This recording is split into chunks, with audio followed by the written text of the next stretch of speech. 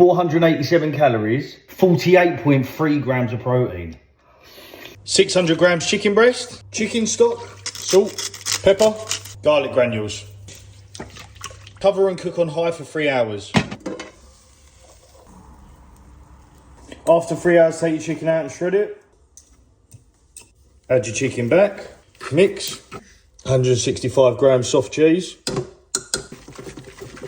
100 grams Nando sauce. Mix. 4 wraps. 20 grams of cheese in each. Chicken evenly over all 4. You want to tuck, fold, and roll. Just like that. Now we're going to toast these off. Fry light and let them crisp up. When you get a nice char, flip.